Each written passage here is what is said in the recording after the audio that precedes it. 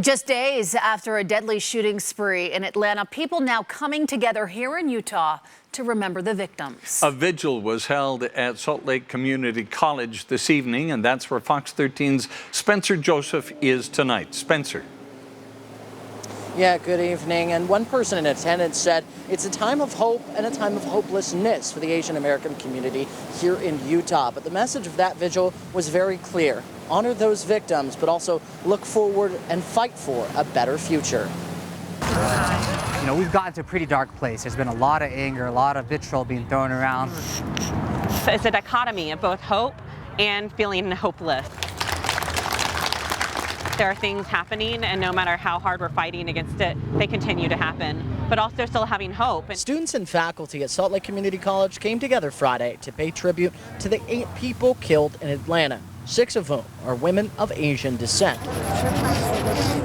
writing their names in chalk and saying the victims' names out loud.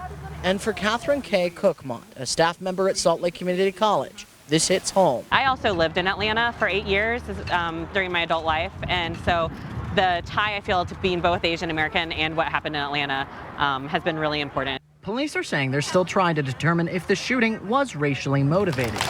But across the country, Asian American communities have spoken out against the attack, as well as other crimes that are on the rise. For those like Ricky Pond. You know, there's a lot of emotions and feelings that I've gone through over the last week. His message to combat it is love one another.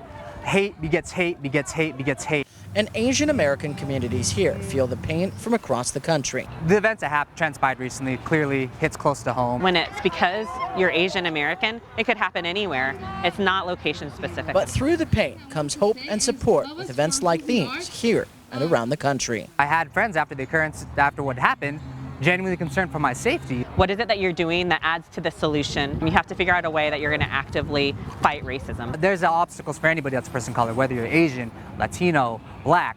There's different trials and tribulations we all go through. Even if you're white, you can have your own share of obstacles. But ultimately, I just know it's so important to have support.